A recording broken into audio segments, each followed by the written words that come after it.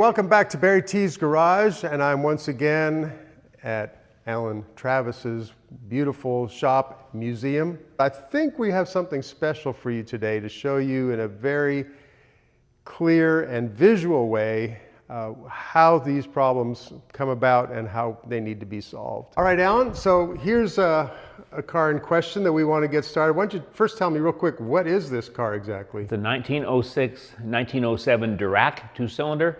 They were a very competitive two-cylinder car. They raced them. They were very rare, so when we were looking for this about 15 years ago, the only one we found in the world that might be for sale was north of Antarctica, south of Australia, on the island of Tasmania.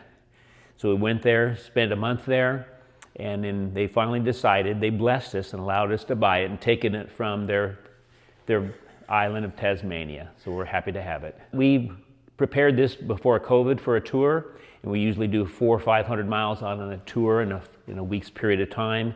And then we always run it on our ethanol-free fuel, but then during the tour, we have to buy gas in the state that we're in or the country that we're in.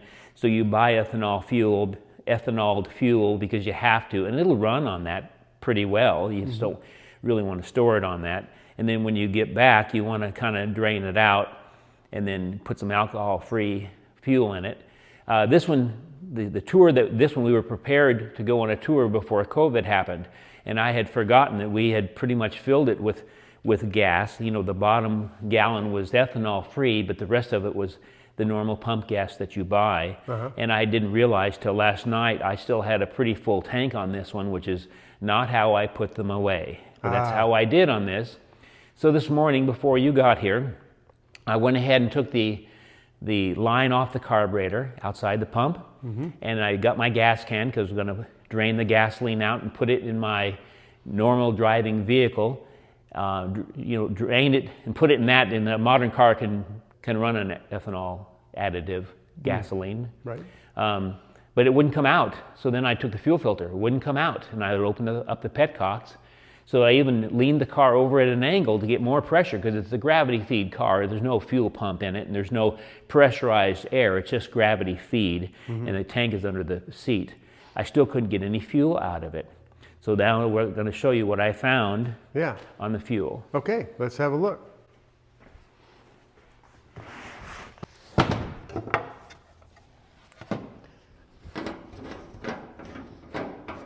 Gas tanks on the antique cars were either a copper gas tank or they were galvanized. Okay. Both of them are great. They both can solder together.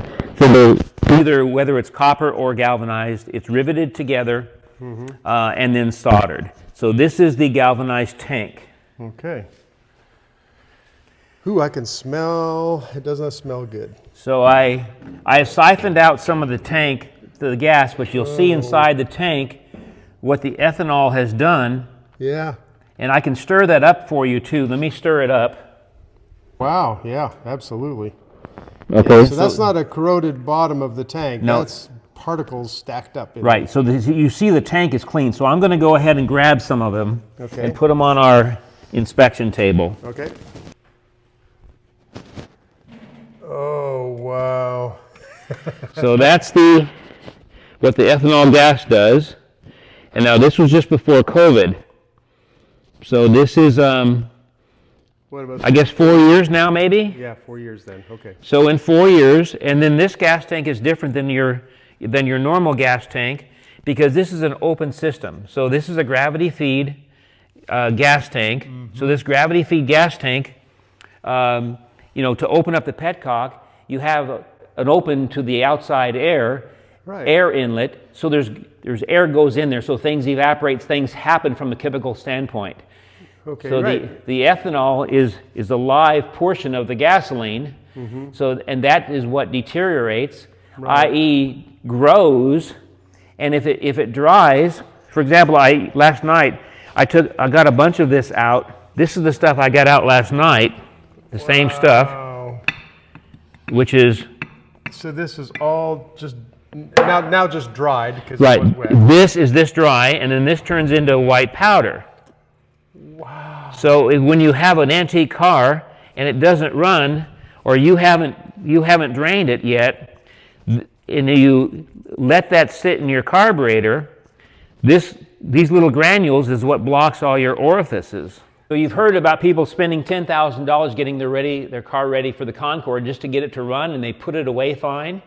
Well, I think anybody that has any 1970 or older car with a carburetor, especially with an open system, especially any antique cars that are gravity feed, that rely completely on no pressure whatsoever to get the fuel out.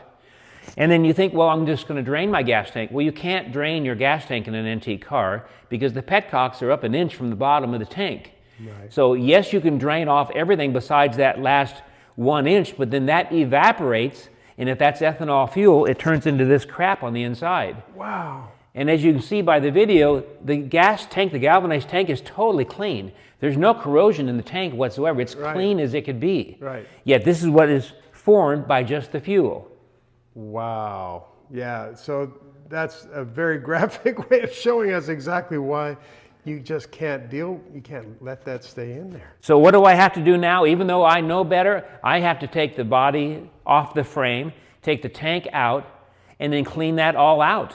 That's the only way to get this car to run again. I can't just say, well, the fuel filter will catch it. Because right now, the fuel filter isn't even in line with the crap, because the crap is in the tank blocking the orifice before it goes out the copper line into the fuel filter, before it even gets there. Wow. So yes, you could pressurize backfeed with air and blow some of it out of the line, blow it back into the tank, and you could go on your 500-mile tour. You could pay your $500 to go do that, and after about 30 miles, you're going to have more of the crap in that line again. So the only way to fix it is to take the tank completely out, completely vat the tank out. And then when you're on your tours, you know, most states, even Iowa, you know, Iowa's the one, Iowa farms the ethanol, but they still have almost every pump you can buy, or almost every station. You can still spend an extra 30 or 40 cents to buy ethanol free, even in Iowa. No kidding. So for us with the old cars, please use ethanol free only in your cars. Yeah. If you have a modern injected vehicle with a closed fuel system that the fuel doesn't evaporate at all and nothing happens to it, it doesn't get the outside air, you're probably okay to leave your ethanol fuel in it. But our old cars, we don't use them that often. You know, this one, it turned out to be 4 or 5 years now, and now I've got a couple days worth of work ahead of me because of the ethanol fuel. I suppose if you're driving an old car, which most people don't, but if you're driving an old car like every month and you're putting fresh gas in it every few months, you're going to be okay. It doesn't break down. Yeah. It does. You know, there's aircraft fuel, which we're not going to use in a car, but aircraft fuel, for example, 100 low lead, if you had a 1936 Taylorcraft airplane and you had to sit for 50 years, that fuel is still live. You can still fly that airplane with that fuel. No kidding. You know, that's the very best type of fuel. Ethanol-free fuel is very good. That fuel will depreciate by its octane a little bit, but it won't leave any particles in it. And you can have the octane go down some in the old cars because we only have 4 or 5 to 1 compression. But you can't have the ethanol fuel that breaks, the ethanol parts to break down. And yes, you can buy products that you can spray in your tank and maybe keep the air off the fuel. But it's better just to, you know, lots of states have it where you can get ethanol free. Please use ethanol free in your vehicle, for your old vehicle. You save a lot of grief. Thanks for showing us, Alan. I've never seen it actually demonstrated physically like this before. So thanks again for showing us.